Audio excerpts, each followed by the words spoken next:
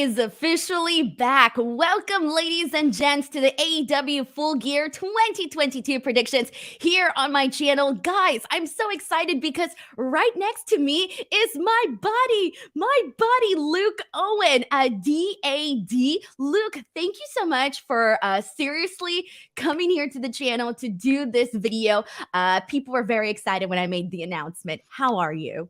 I'm doing very well, thank you very much. I did notice during your, and I have noticed during your little 30-second countdown thing, I'm not in it. I'm not in your little 30-second countdown. I didn't make it. Actually, Will made it. He made it for me, and he just grabbed footage from like my page, and he put it up there. And I was like, "Thank you so much." Bam, go. Okay, well, I'll take it up with Will then, because I think it's ludicrous that I'm not in this 30-second countdown. I was going to text you the other day, actually. Because I wasn't going to bring this up because I know it's not your entire personality, it's not your entire gimmick, but I thought you might like to know. I listened to my first ever Taylor Swift album recently. Which one did you listen to? The new one, Midnight. Oh my God, for the first time ever, Luke. For the first time ever, I listened to a Taylor Swift album in full, no less. Because, remember your Shake It Off video? Exactly. It's because my wife bought it on vinyl. So we listened to it with the kid. And it's very pleasant. What was your favorite song? Oh, don't make me name the songs. I don't know what they were called. Okay, that's fine. But what'd you think of the album, though? It was very nice. It was very nice. It was very pleasant. I think it's a nice little chilled out album for us to listen to before we put the kid to bed, which is like, because all the other stuff I put on is like Rob Zombie and Royal Blood, and it's a bit much before the kid needs to go get some sleep. So this is a much nicer way. Well, I just want to let you know that your Taylor Swift addiction is clearly about to begin because all it takes is one album. And I'm pretty sure one day you're going to be like chilling. You know what? I want to listen to some relaxing music. And you're going to just start playing Taylor Swift and go from there. I mean, yeah. So thank you, Luke. I'm so happy. Before you know it, I'm dropping 750 quid trying to buy tickets from Ticketmaster. Quid. I wonder what that would be in US dollars. Oh, with our currency at the moment, it'd be about $750, I think. Oh, okay. No, I spent way more than that on Taylor Swift tickets. I'm in the 4 digits, bro. Whoa. I'm in the 4 digits. I spent my next 2 paychecks. Yeah. That's no. I spent like my next 2 paychecks across the board. Which is why I'm here hustling. But everyone, thank you so much for joining here on the podcast. As you heard, I owe Capital One in the 4 digits. So please do send in super chats at any point throughout this stream because it helps support this podcast. Clearly, I got some debt I got to pay off. Absolutely. I took a whole credit card out for this, by the way. My Capital One credit card. I took out a whole credit card for it. You're going to be doing DraftKings during Full Gear. You're trying to recoup some of your losses. I'm going to start like gambling and stuff. And I'm going to be coming up with all sorts of ways to pay back Capital One, but we'll get there. But seriously, guys, we're going to be talking about AEW Full Gear in just a hot minute. Please do send in super chats if you guys want. Your questions, your comments, your statements, your hot takes, whatever they are. They really do help support this channel a whole lot. So let's get right into it. Luke, I'm going to start off by asking you, how are you feeling? You know, we're just a couple of days out from Full Gear this weekend. What would you say is your excitement level and just overall the anticipation in terms of the build up to the pay-per-view? I think my excitement level, because it's high, because I'm really looking forward to Full Gear. I think it's going to be a really, really good show. But I think my excitement for the show is down to the names that are on the card. And like, you know, I'm excited to see Saraya versus Baker. I'm excited to see the triple threat for the TNT title. I'm excited to see Moxley MJF. I don't think it's been down to the build on TV that's got me hyped up. It's just the idea of those matches has got me excited to watch the pay-per-view this week. Because TV's been okay. It's been fine. I just don't think it's been like as hot. Like AEW doesn't feel like a hot product right now when it has done in the past.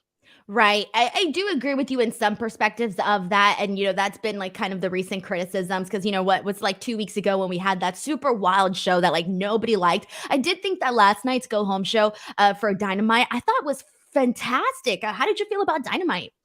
I enjoyed the show. Like we just reviewed it over on the WrestleTalk podcast channel, and I thought like some elements of it were really, really good. Like the trios match was great. You know, Death Triangle always awesome. AR Fox was superb. I really loved the angle they did for the TNT title with Wardlow and Samoa Joe and things like that. I thought that was pretty awesome. I mean, I'm a bit confuddled, a bit confused by the Baker Saraya thing. Like, Baker's promo was like an incredible promo, but I now don't know if she's the heel anymore. Like, I I really don't feel think like she is. I think No. we're going to be doing like an Austin Brett double turn at the pay-per-view.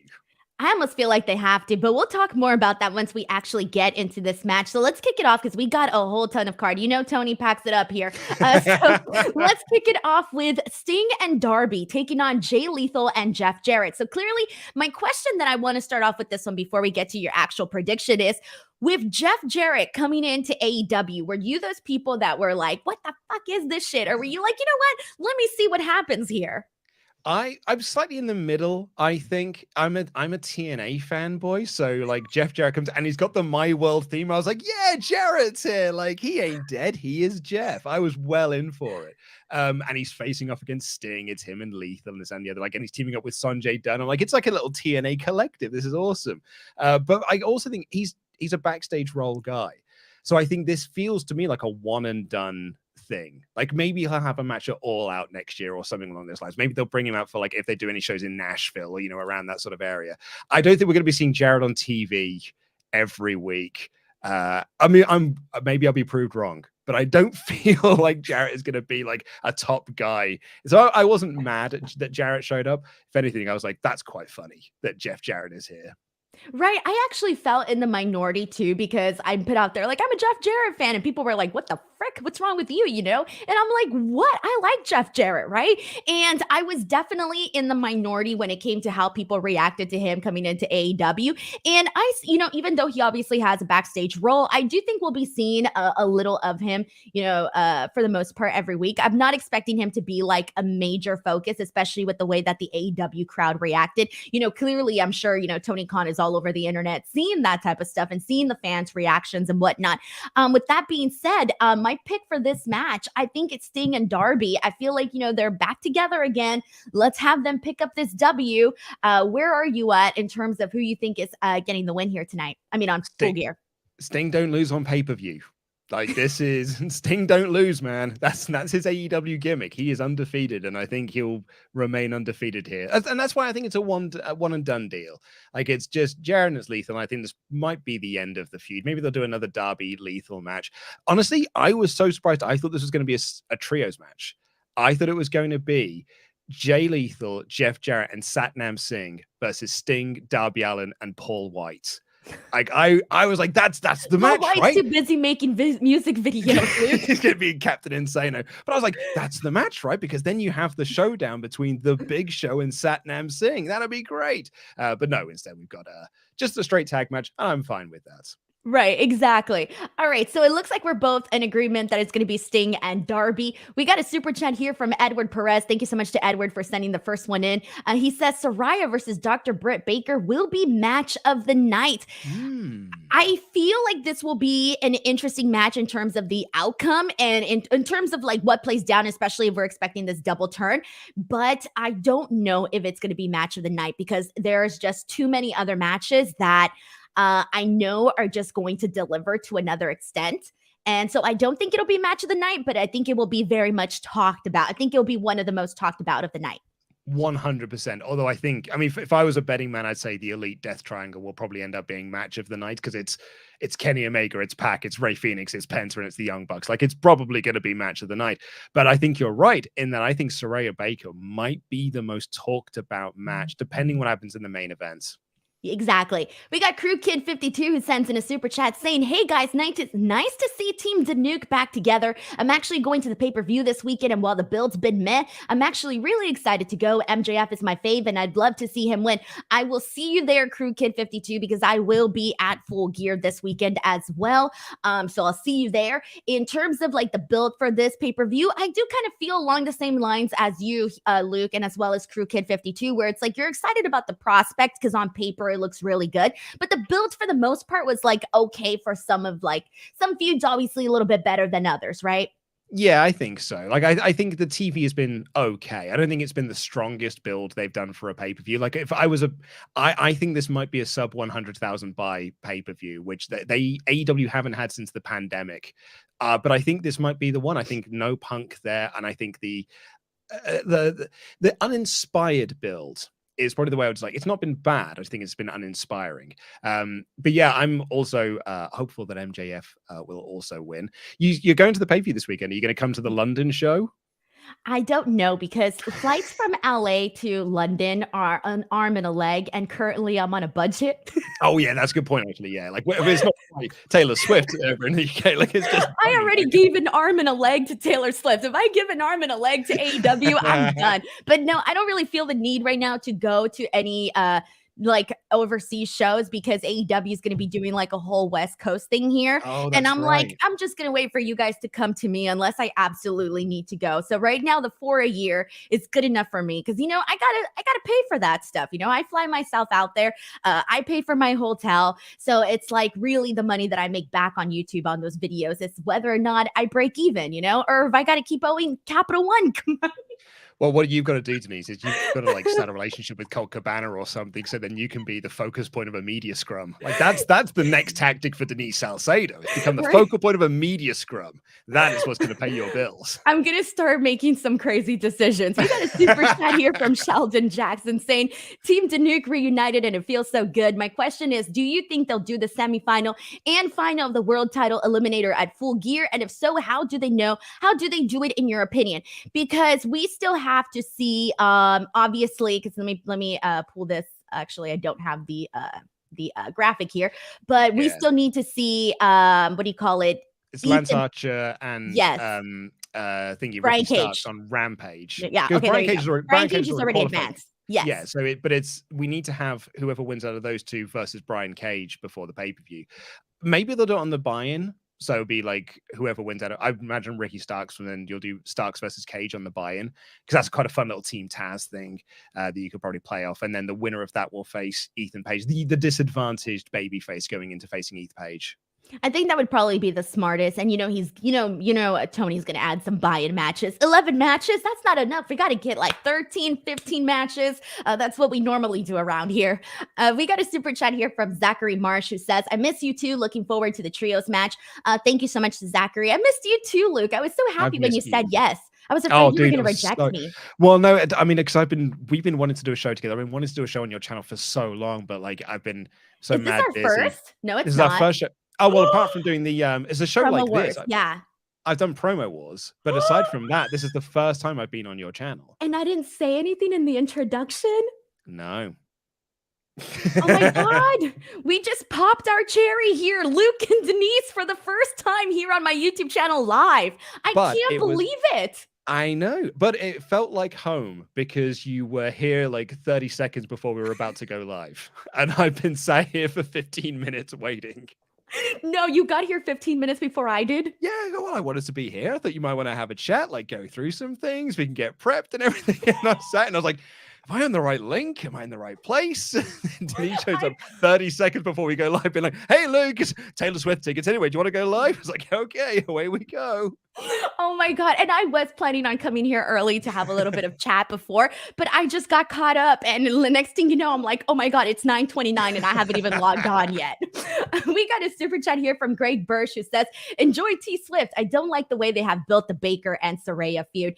That one I know has also torn people apart, and we'll talk about it once we get there. But thank you so much to Greg Bursch for sending this in and for the very nice enjoy T Swift. I appreciate that so much. Okay, so let's get into the next match here. The next one that we got is the steel cage match between Jungle Boy and Luchasaurus. Clearly, this one has been going on for quite a while. Are you over and done with this feud? Do you just want to see it culminate? Are you still interested? What's your level of interest like? I thought I was done with this feud, and then Jungle Boy did the crossbody onto Luchasaurus off the stage through some tables, and I was like, oh, cool, I'm right back in. And I thought the video promo they had on Dynamite this week was very good. So I think, again, this is one of those where the build's not being great, but I think the match will be awesome. I think AEW got a great track record with cage matches, and I think that these two are going to go out there and try and prove a point. They're going to try and make a statement with this match. I hope it's given some time, because I think this could be an awesome match. I'm really looking forward to it. And who's your pick to win? I think it's got to be Jungle Boy, right? I think it's got to be, Jack Perry. I think it's going to be, He's still listed as Jungle Boy. Yeah, well, because he's now Jungle Boy Jack Perry. So I think it's going to be. I think Jack picks up the win here. I don't think Luchasaurus loses anything off of this in a cage match, and I think Jungle Boy needs the win more than Luchasaurus does. And then when Christian's back and healthy, we can kind of cap off this feud. Like maybe this was a way to write Christian and Luchasaurus off TV for a little bit, but I think JB gets the win. I completely agree with you too. I just think there's more upside here for Jungle Boy to actually get the win. And I feel like if Luchasaurus were to win here, I just feel like this would be extended so much more where it really doesn't need to be extended that much. I'm ready to see Jungle Boy move on to something else. And as for Luchasaurus, I don't really know what would be next for him, but I feel like right now, I feel like the focus should be getting Jungle Boy back some of that momentum that he had, a while back. So personally, I think it definitely has to be Jungle Boy. We got a super chat here from Taylor Cannon. Thank you so much to Taylor, who says, glad to see you guys again. Looking forward to Baker versus Saraya. And I'm interested whether Regal joins MJF. So it's interesting here, Luke. If you've noticed already, I would say the majority of the super chats that we've gotten here have been about Britt Baker and Saraya, which is kind of crazy if you think about it, because it's a little interesting to see that most of them have been about that. I agree with you, actually. Yeah, I was surprised that it's been like almost every super chat we've had in has been about like Baker and Saraya. And I think that's down to, and it's odd that it's not about Saraya's first match back. Like, when Danielson returned to the ring, it was all that excitement about it's Danielson's first match back. When Edge came back at the Rumble, it was like, oh my God, Edge is in the Rumble. This is more about the build and the lack of clarity on the build and maybe lack of excitement around the build, I think, for the match. I think that's what, and I wonder if that's kind of like compounded it. Like, no one seems to be excited for Saraya's in-ring debut. It's more a case of the build's not been great, and I'm interested to see what happens. So exactly. I think that's interesting. We got a super chat here from Ferthausen, who says, could have done ROH title over a 2-week build. Should have given time for Jade and Nyla. I feel like you had to have all these guys. Like, I can't imagine a pay-per-view without Chris Jericho in it. I feel like you had to go about it that way. I'm actually, the ROH title match is one of the top 5 matches that I'm most looking forward to for the night, because I do think it's going to be a really good one. And Jade and Nyla, like, that one's going to be interesting too, because I feel like for the most part, Jade's matches have pretty much been like a little bit similar, right? Obviously they do change with opponent, but Nyla feels like the first real story that we've had for Jade as TBS champion. Yeah, I agree. Yeah, I think it's going to be I feel like it's been on TV. It's certainly been on Rampage anyway, even if it isn't just sort of like backstage segments or this and the other. But I feel like it's had the time that it deserves for a heel steals the title and the babyface wants it back. Like, it doesn't need like weeks upon weeks of storytelling for that.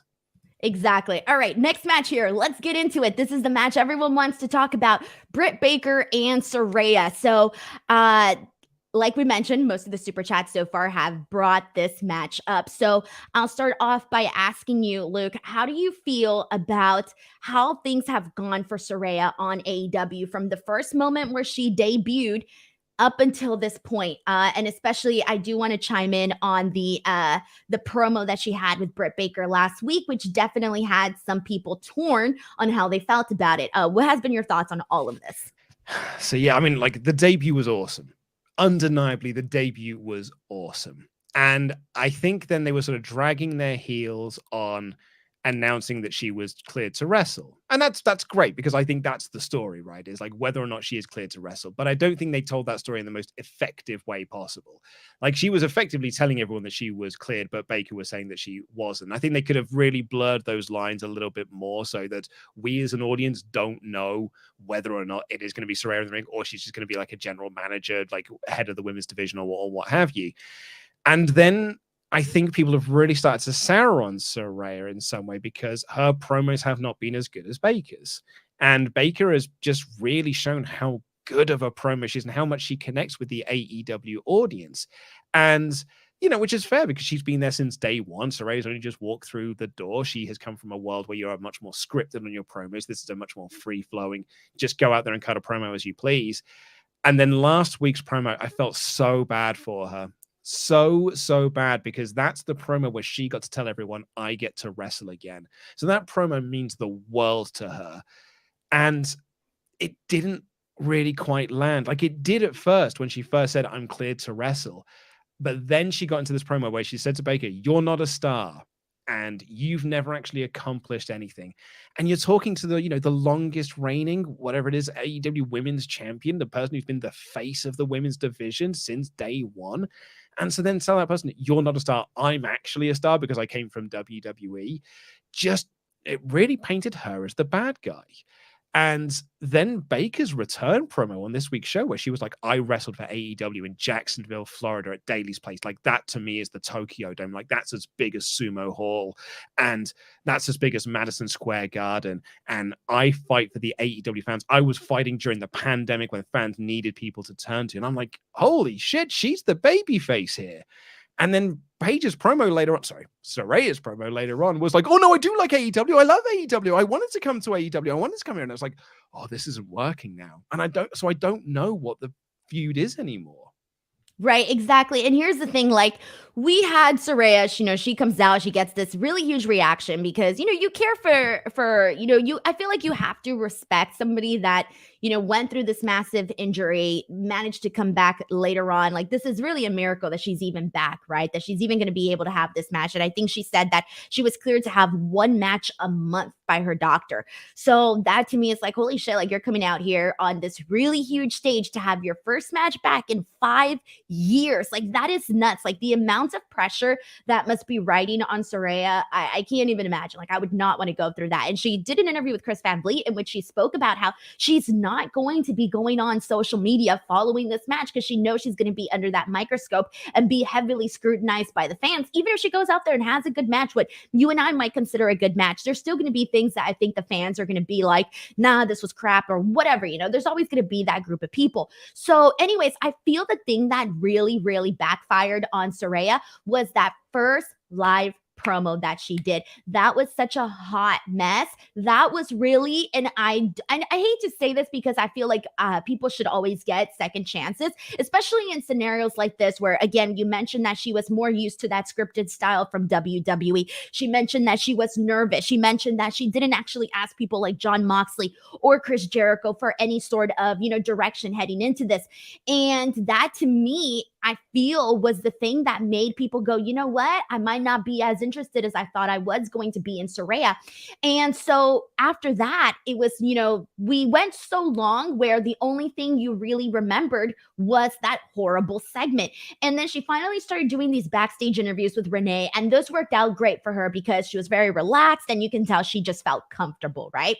And then we finally get this promo, the one from last week where it was Britt and Saraya. And I loved it. I loved it so much. It was my favorite segment of the night. I just thought that Saraya coming out there and really just talking about being publicly humiliated and all of that, like that hit home. Like, to me, like, you can see the wave of emotion when she said that she was cleared. That was, emotion that you can't fake. You can't buy that kind of stuff.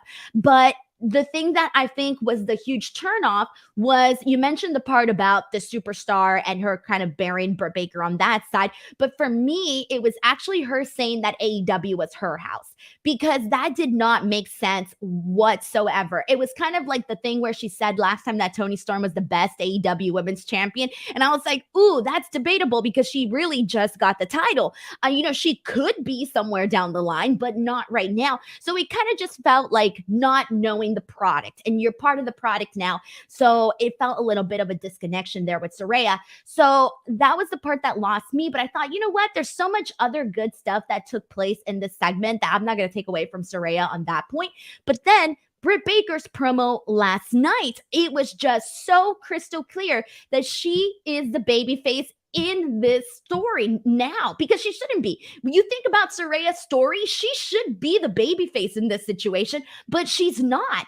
And it had to do with a lot of the material and what was said. So I do think that Britt Baker is going to be the babyface in this, which is going to be weird because I feel like you still have to cheer for Saraya because this is her first match back. How do you not cheer the girl for coming back after 5 years? I think she might get booed though, and I think the same thing's going to happen in the Toni Storm Jamie Hayter match. I think the crowd are so into Hayter at the moment. I think Toni Storm might get booed, and I think Saraya may get booed in this match, which is nuts considering that you're right. This is her first match back in 5 years. The shit that she's had to go through is incredible. And the shit she gets online is nuts.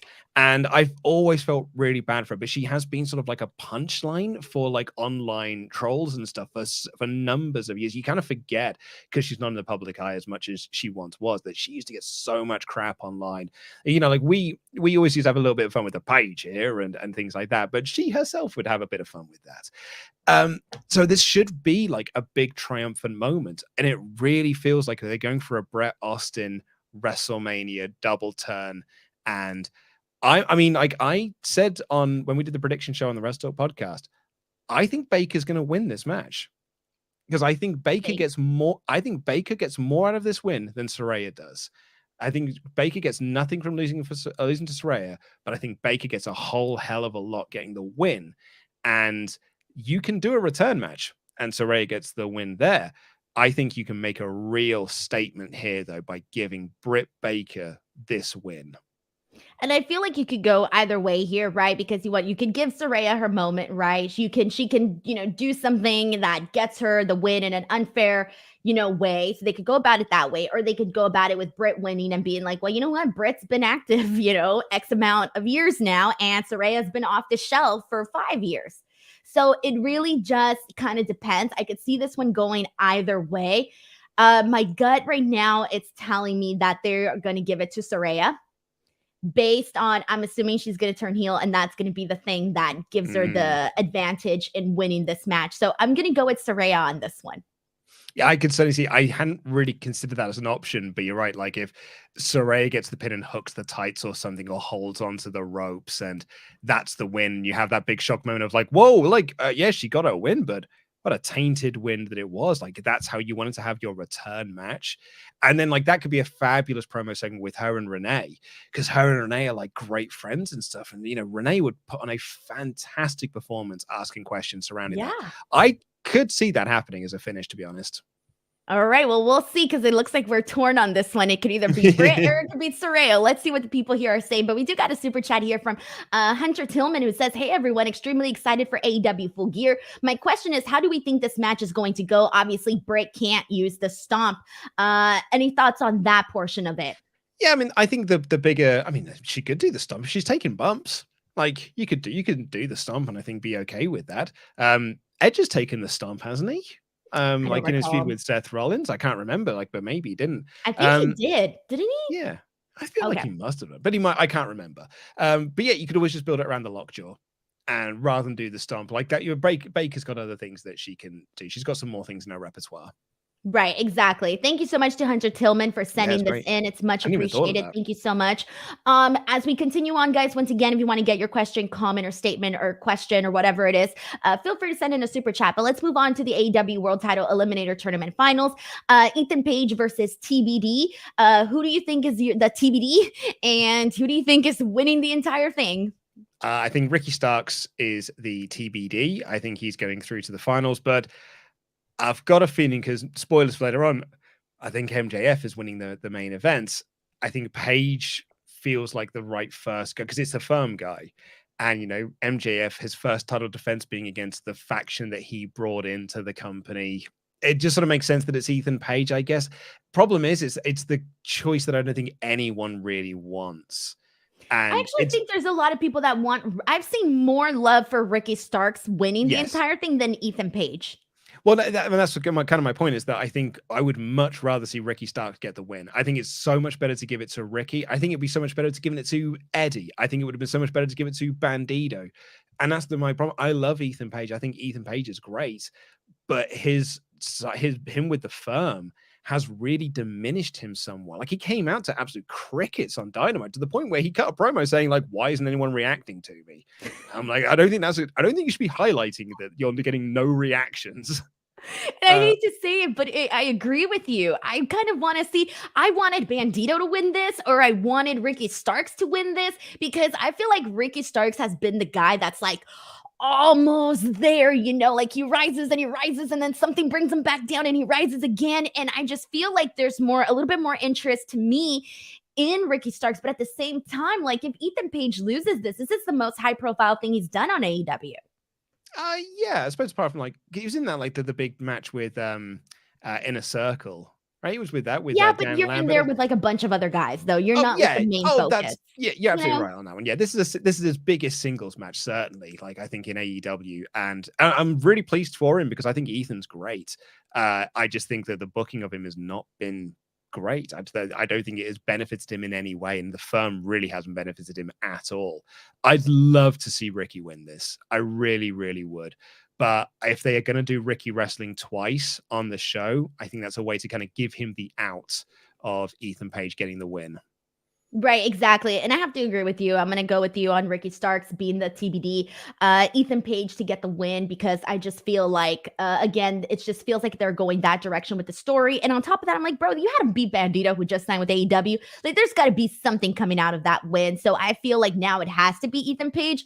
And even though preferably I would want Ricky Starks just because I'm a little bit of a bigger fan of Ricky Starks than Ethan Page, I would want Ricky Starks, but I just feel for the story and for the sake of Ethan Page, I think it needs to be Ethan Page here. I think it has to be Ethan Page, particularly with the MJF stuff. Like it almost makes sense. You're right. It should have been Bandito though. Like this final should have been Bandito versus Ricky Starks. Thank you.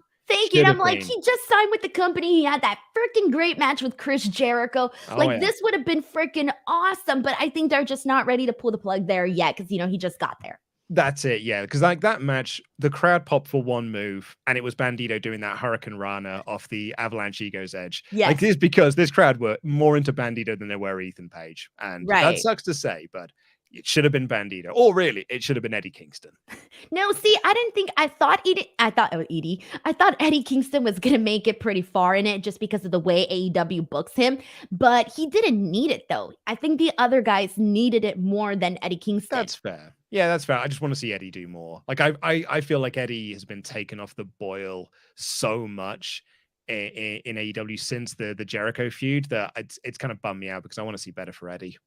Right. We got the TBS championship here, Jade Cargill versus Nyla Rose. I feel like I do not see Nyla Rose defeating Jade Cargill here. Like they cannot ruin this winning streak that Jade Cargill has been on with Nyla Rose defeating here. So instantly my pick, Jade Cargill. Me too. I think I've now found the person that's going to beat Jade Cargill. And I think they can tell a really good story with this. And I think it's going to be Willow Nightingale. I think that's the pick. Yeah, right. Like I think Revolution 2023, Willow Nightingale is the person that beats Jade Cargill. Plus, you just keep her undefeated until then. Completely agree. All right, next one up, we got the TNT Championship, Wardlow, Samoa Joe, and Powerhouse Hobbs. I first off want to start asking you, how do you feel about Hobbs' new look? He's been looking pretty great. How did you feel about seeing Wardlow team up for those couple of weeks? Thoughts on this?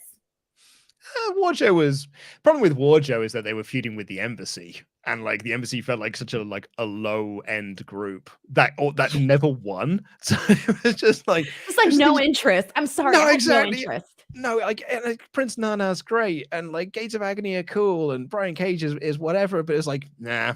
No one's buying you as a serious threat to Samoa Joe and Wardlow. So I was really pleased to see Samoa Joe turn heel last week. I thought that was very needed for Joe, and it's now made me like it's in a 2-week build. This might be one of my most anticipated matches. I love Powerhouse Hobbs. I think Wardlow is another guy that's been taken off the boil somewhat, and I think this could probably heat him back up again. However, my pick is Joe. I think you've just turned him heel. Give him the title, and he is then he's the ROH TV champion, and he's the TNT champion, which is effectively the TV championship for the men's division.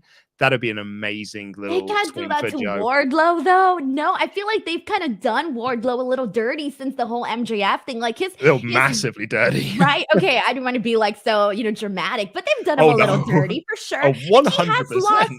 So much of the momentum that he had. I mean, people are still going to cheer him no matter what because he's just, a likable guy. You can't boo a guy like Wardlow, right? He's always going to have that. But he literally went from being part of the biggest, buzziest, newsworthy story that we had around Double or Nothing. Remember that pop when he ruined freaking that match for MJF? Like everything that went down at that it's like we just went from like, holy shit, like this is Wardlow's moment, blah, blah, blah, to, oh, Wardlow's, finally TNT champion, which took forever because Scorpio Sky got injured. I really wish they would have done something or figured something out there, but it took forever for him to get the gold on him.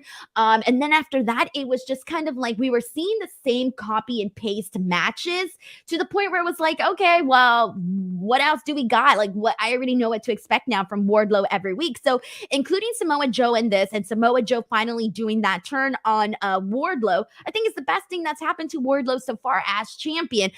So I don't think that they should have him lose the title. I think he needs to win this match for the sake of Wardlow.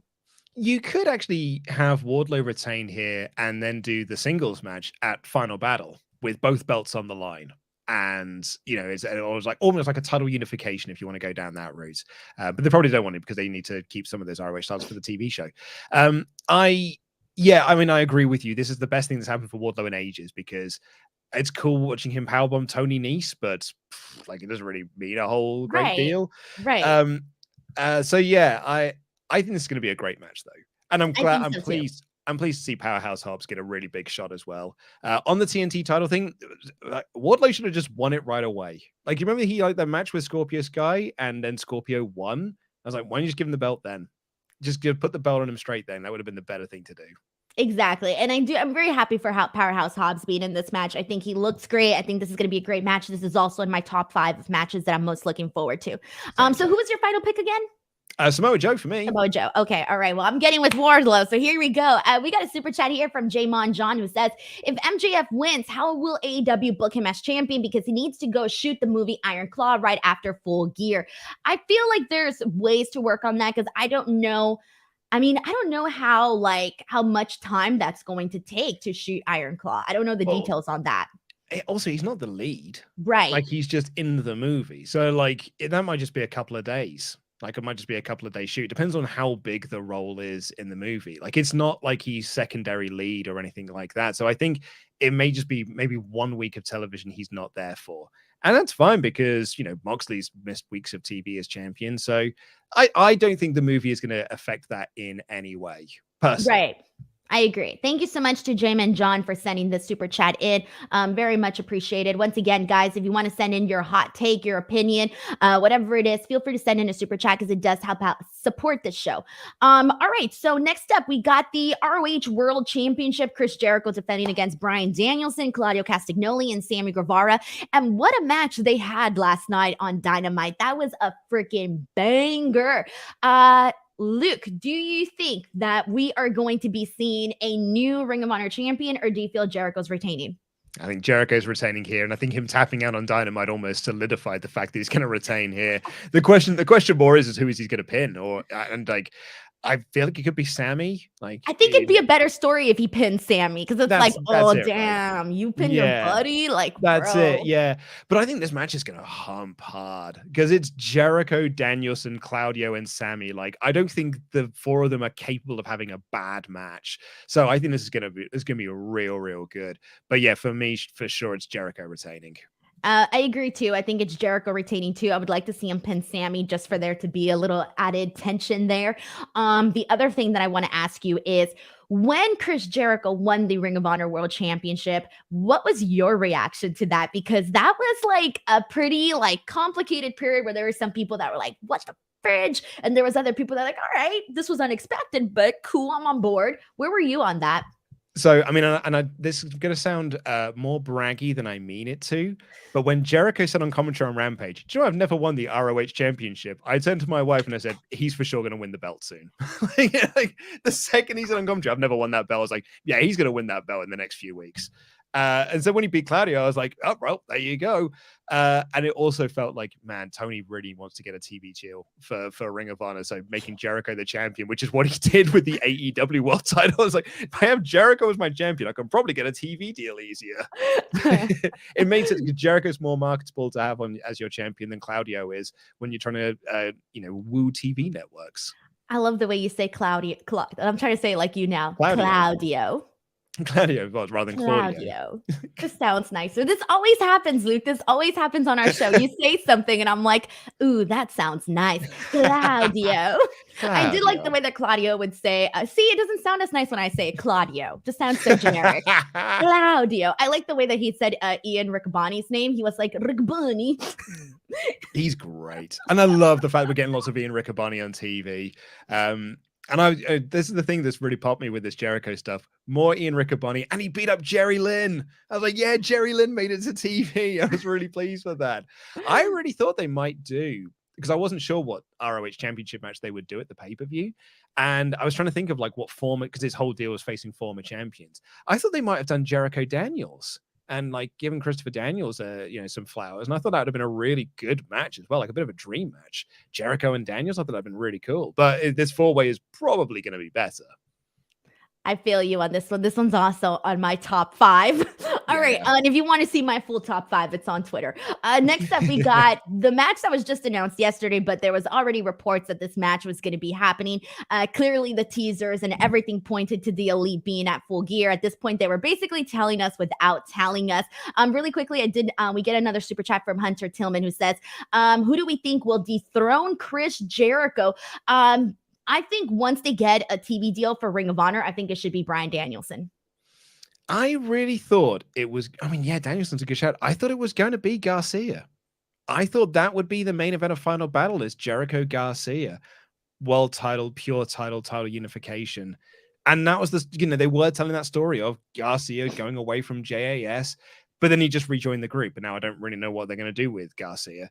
So that was my pick, but I don't know if that's the case anymore. But Danielson's a great shout, though. Like, Danielson's a really good shout. Alrighty, we got a super chat here from Taylor Cannon who says that's going to be a good match. Jericho wins. I think he pins Sammy. Agreed. Taylor also adds, I'm curious to see if they actually fight or it'll be them versus Bryan and Claudio. And when they are out of the ring, Sammy lays down. I don't know if he will lay down. It could be one of those things where maybe like Claudio or Bryan Danielson does something to Sammy and Jericho comes in and it's like, get out, basically steals the victory from one of those guys and ends up pinning Sammy because he was down and out, at the hands of Bryan Danielson or Claudio. I think that would be a good way to tell it because he'd be like, yo, I was just taking advantage. You were already going to be pinned, so I took it from you. But I think they'll do the spot where Sammy lays down for Jericho, but it'll be like broken up by the other two. I actually think you could do a really good story beat of Jericho pinning Sammy off like a bat hit or something like that, and that's the thing that spurs Garcia to question his decision to rejoin JAS and try and re-pick up some of that story. Perhaps. But yeah, I don't know. But I think that it's going to be, I think Jericho pins Sammy. Alrighty, so we're all in agreement there. Okay, AEW World Trios Championship, Death Triangle versus the Elite. Now, Luke, you and I have not discussed the Elite, CM Punk drama, or any of that together. So I'm going to start off by asking you, how did you feel once you started seeing the Elite teasers, the disappearance videos, and just the way that they presented all of that and how it all led to them doing this reveal the way that they did it last night? Oh, I'm so glad you asked me that question because I thought you were going to ask me about Brawl Out, and I was like, I don't want to talk about Brawl Out. Oh no! We talked about it so much. I was not going to do that to you. I'm burned out talking about it. It made me so sad. Did it make me that sad? But I'm quite on board with the Elite teasers. I think they've been a lot of fun, if only because I'm so curious as to what these new characters are. This whole idea of what is AEW without the Elite and the Elite being erased from history, and does that bring them back as different guys? Do they just come out just regularly as the Elite with Don Callis and Michael Nakazawa and Brandon Cutler? Is it like the group that looks the same, or is it going to be a different presentations group because they've not been on TV? And I think that's on purpose that they've not been on TV in this build. So I'm very, very curious to see what that is. I feel bad for Death Triangle though, because like they weren't the plan. The Elite were the plan. Good. I know, and that's the frustrating thing, right? Is that it's Pac and the Lucha Bros. They should have got this the belts here and then got a real big, not a big run with the belt, but at least something. Like they just had a handful of like trios matches and retained the belts, but they've just been keeping them warm until the Elite come back. And I feel bad for them. Not to say that they're going to have a bad match, because this match is going to be great. It's Kenny Omega and Pac have had some of the best matches in AEW history, and the Young Bucks and the Lucha Bros have had some of the best matches in AEW history. Like, this should be a real good match. I think this is going to be match of the night. It has Easily. So and if it's not, I would be shocked. Oh yeah, if they go out there and have a turgid match, I would be stunned. I'd pass out of disappointment. I think this is going to be awesome, but I think the Elite win here. For me, the curiosity is, who are the Elite now? That's the thing. Are they bitter? Are they jaded? Yeah, exactly. They gotta have a chip on their shoulder. Although, like, this goes back to Tony Khan never actually on television, never giving people a reason as to why they were stripped. So, they can come in there and come up with something different. I feel like they have to allude. They have to throw, I don't want to say shots. I don't know if that's the right way to go about it, but they have to make some sort of tie-in to the events that unfolded with CM Punk. 100%. I feel like they have to. Like, I think you can turn the fact that Tony Khan never addressed the situation into part of the storyline. Also, by the way, I totally get why Tony Khan never addressed it on television. They were in a legal process. Don't add anything that could legally bite you on the ass. I think you could turn it into a storyline. Now the investigation's over, I think now you can start to address these sorts of things. And I think that'd be like, imagine the Elite coming in to kill the company they created. Like, I think there's something that's really interesting in that.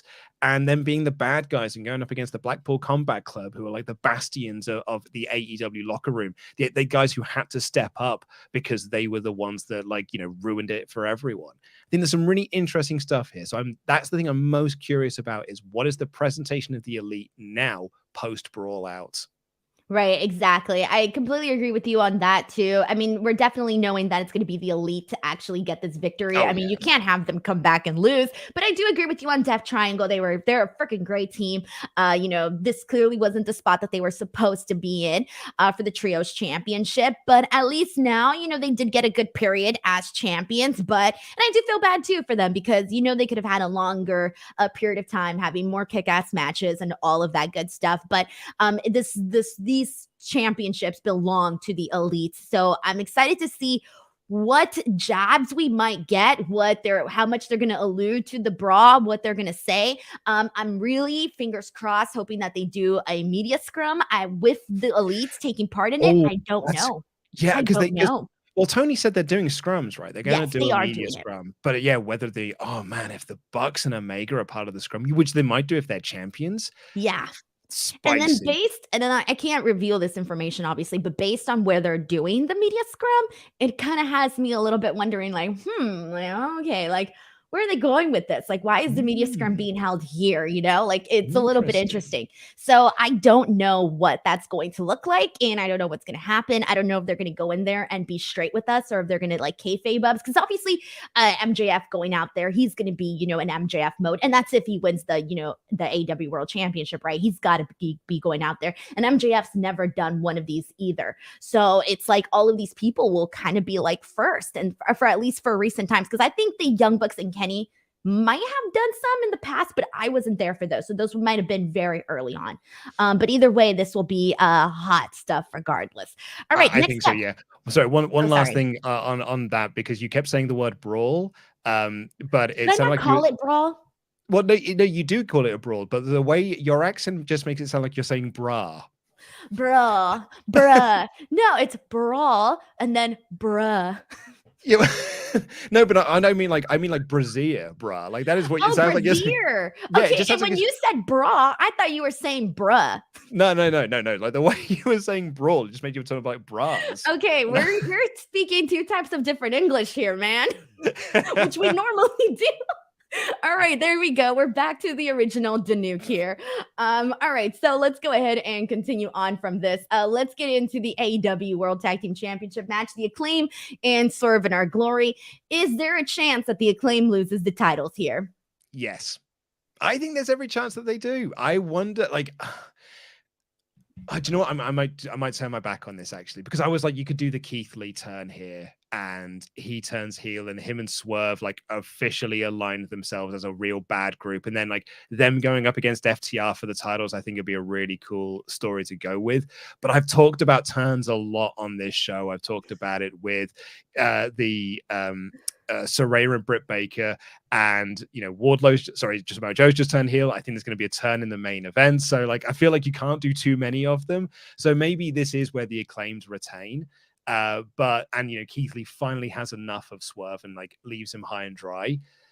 But there's every part of me that thinks, Keith Lee and Swerve as the actual nasty bastard heels. I think there's some good mileage in that, particularly going up against FTR. But man, the Acclaimed are so over that maybe you do want to keep the belts on them. I don't think they should take the belts off of the Acclaimed. I think they should definitely retain here tonight. I think we're going to get some, maybe non-coexisting with Keith Lee and I think so, yeah. Swerve. But I got to read this comment here. This is from WrestleTalk. It says, the bruh, bra, brawl. That's a good tongue twister. The bruh, bra, bra. Like, try saying that 5 times really fast. The bruh, bra, bra. The bruh, bra, bra. The bruh, bra. You see, it's really you say bra every time, so it's easy. No, look, bruh, bra, brawl. See, you just announced the bruh a little bit more. Yeah, I got the L's in brawl. I do too. Bruh, bra, brawl. Okay, you did that time. Now you put more emphasis on. This is like when you say sting, right? Like if you say it really fast, it'll be like stink, right? Oh yeah, totally. Like so you gotta be like sting. You sounded like Claudio saying Ian Riccaboni. You remember that time in TNA when AJ Styles said "stink, you're wrong"? That's why it always stuck. The sting. Okay. Tom Talks Rubbish sends in a super chat. Thank you so much. Saying my favorite wrestling podcast duo. More of this, please. Big love, DAD. By the way, last night I had a really weird nightmare. I had a dream that I had a baby and my baby just kept barfing on me. Barfing? I don't know why. I dreamt this. Sick is gross. But what's worse is that the barf landed in my mouth. And then I was just like this, no. I don't know why I dreamt this. Like, why did I dream this last night? Has this happened to you as a DAD? Has your baby barfed in your mouth? Kid is not thrown up on me. Kid's thrown up on the wife, and it's thrown up on my mother-in-law, but not me. I've managed to avoid that. Man. And I've also avoided like the diarrhea. I've also avoided like real big poos. I've avoided her. I wasn't there when she pooed in the bath. I've missed out on all the big gross stuff. Good. That's good. I've just been there for the cute stuff. That always happens though. Okay. Like the dads, they don't got to deal with all the nasty. Well, some dads they don't got to deal with all the nasty stuff. So I don't know why I dreamt that. It was like so weird. It's too much cheese. Yeah. All right. Let's see what we got here. This is from My Name Is Not Rosa's bruh, Ray Dudley. Oh, that's good. That's very good.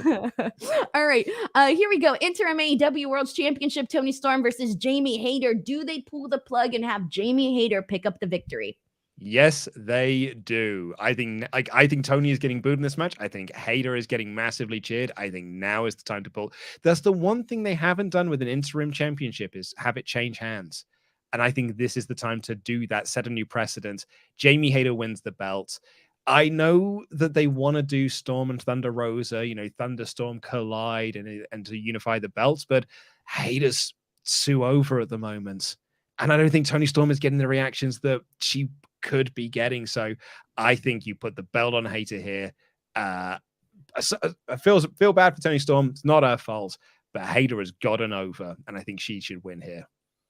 Yeah. Does it mean less to you when it's the interim title? I mean, it didn't when Moxley had it. Like Moxley made it feel like it was the world title.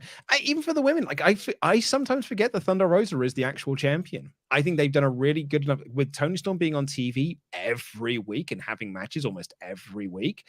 I think they've really done a good job of establishing her as the women's champion.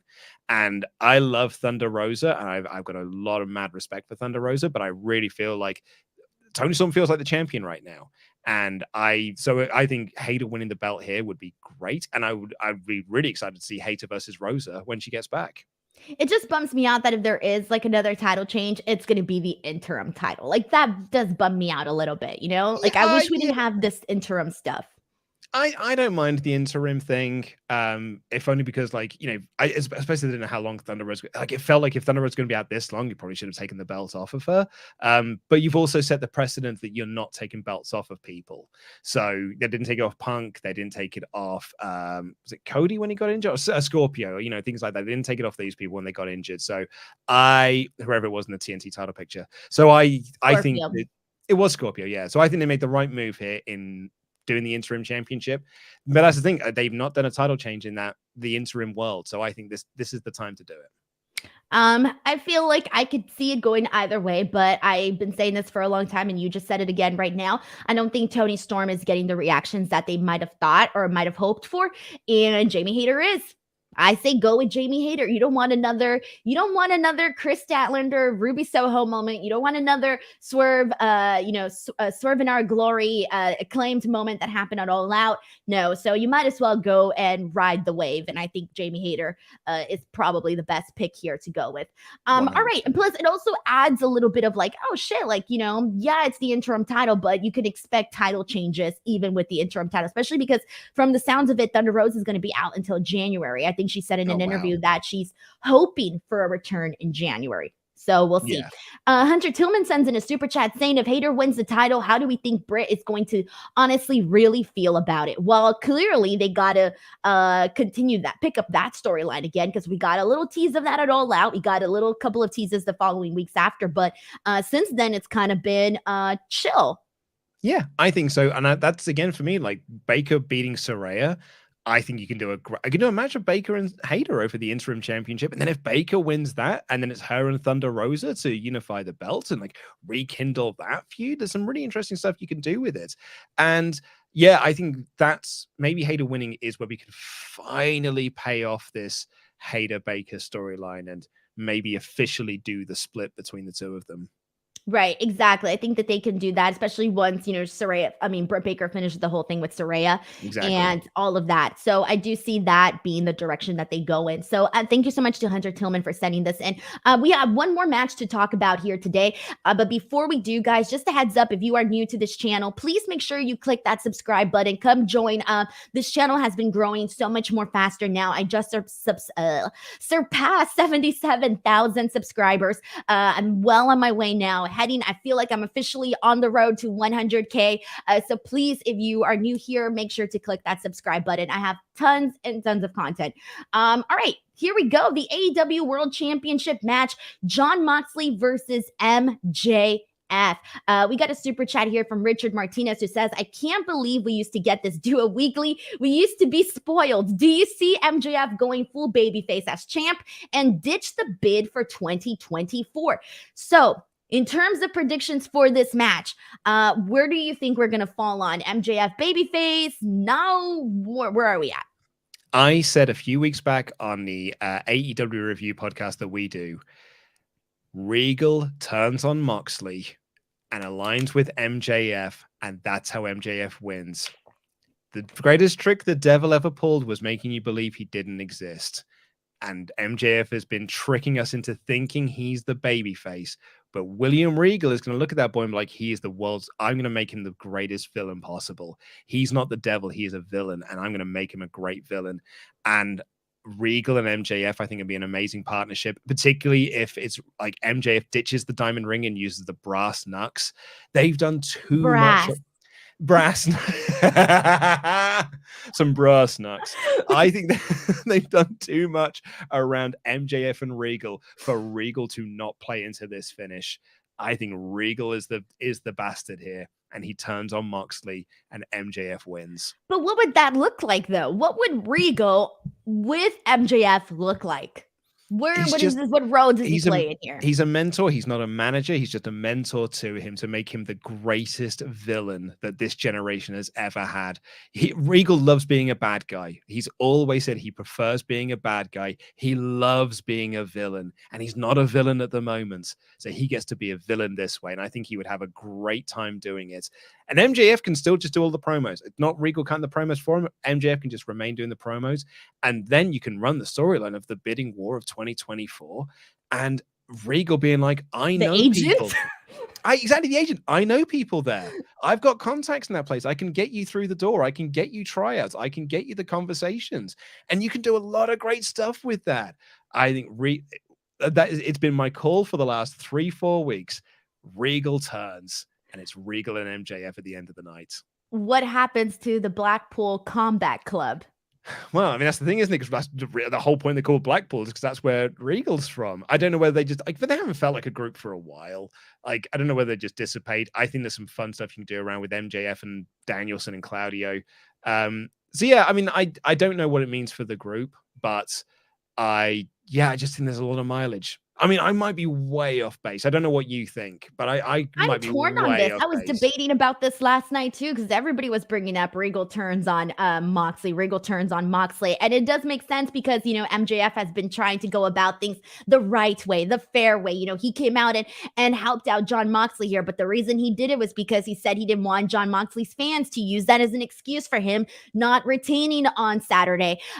So I feel like I wasn't fully convinced about Regal turning until you said it right now. I feel the picture that you painted for me was very nice. You just painted me a Picasso. I'll take it, Luke. So now I feel like you sold me on that opinion. I'm sold. So now I feel like I have to agree with that. I mean, I was already going with MJF winning regardless. I feel like you got to do it. Like, if you don't do it, what the hell are you thinking, Toni? Where are we going with this?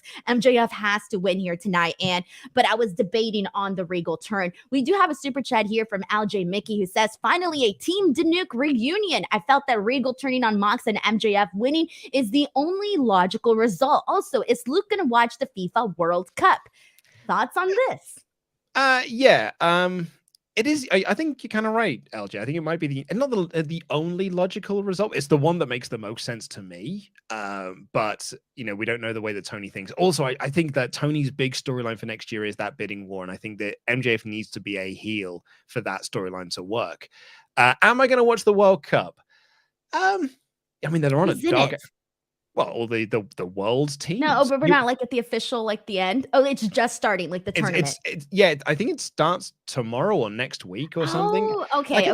So like the official tournament is starting tomorrow. Yeah, I think. Oh, good. That's the one time of the year where I'm a soccer fan.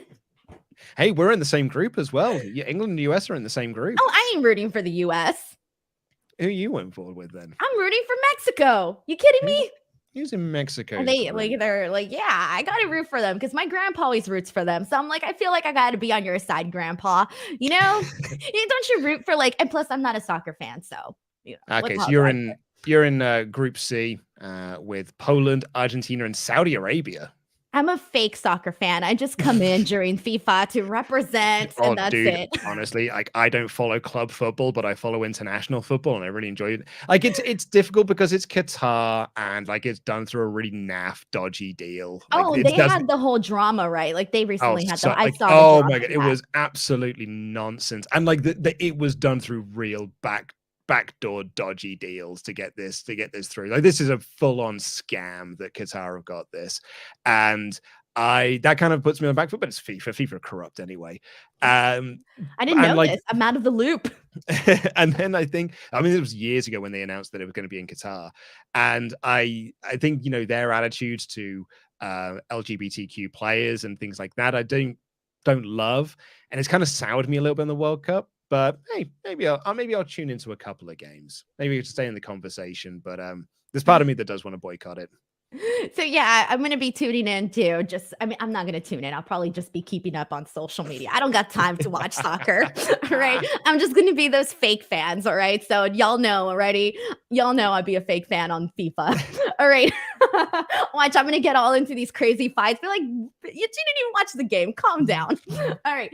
LJ Mickey, thank you so much for setting in the super chat. And I feel like for the most part, we are in agreement. You sold me on Regal turning on William Regal. So if he doesn't, I'm going to blame you, Luke, because I wasn't thinking it was going to happen originally, but you painted me a really nice image. Honestly, here. Denise, you're not the first person that said that. I've had people say that to me in the office today because I've been banging this Regal turning drum for so long. Everyone's been like, if it doesn't happen now, I'm going to blame you. And I'm like, no, it's not my fault. It is your fault. We're gonna blame you, okay? This is gonna be misdirected hate on you. Luke, I want to thank you so much for coming here and doing this show with me. Like, seriously, I'm so happy that we were able to essentially just get together again. I know everybody here is very happy about that. So before we go, any last thoughts, anything you want to promote and all of that? Yeah, you can check us out on the WrestleTalk channel. We do daily wrestling news videos. We also have a podcast channel where we review Raw, SmackDown, AEW pay-per-views. We'll be doing live stream reactions for Full Gear this coming Saturday. I am challenging Tempest for the Jam That Championship, and then we'll have a full review of the show the following day. Yeah, so check me out there. My Twitter handle is there. This is Luke Owen. Denise is way more popular on social media and on YouTube. Because you made fun of me and you bullied me, remember? I did not bully you. You bullied me. You were like, oh, look at you, you peasant with your 10,000 followers. Hey, it worked, didn't it? Look at Not you a peasant no more. No, you got like 120,000. No, I'm working my way to 100K. Oh, okay. Well, it feels like you're way popular on the struggle's real. Hey, Denise, like the last time we spoke, I was on 31,000. I'm on 32 now. So it's I'm catching up eventually. Let's go. So yeah, go follow me on Twitter. I'm sometimes there. Alrighty. Well, guys, you guys know where to find me at _ Denise Salcedo on I was going to say Twitter and TikTok, and I just went with TwitTalk. All right. Twitter. Please go follow me there. That is where I promote all of these shows and pretty much everything. I'm going to be posting all of this stuff from Full Gear this weekend. So if you want somebody that is there giving you information on what's going on Full Gear weekend, I'm the go-to person for that because I will be there. I will be at the scrum, etc. I will tweet about concessions, you name it. So that's happening on Twitter. You can follow me on Instagram and TikTok, of course, YouTube here. Please make sure that you guys are subscribed. But until next time, this is Luke Owen. I'm Denise. We'll see you guys later. Bye, everyone.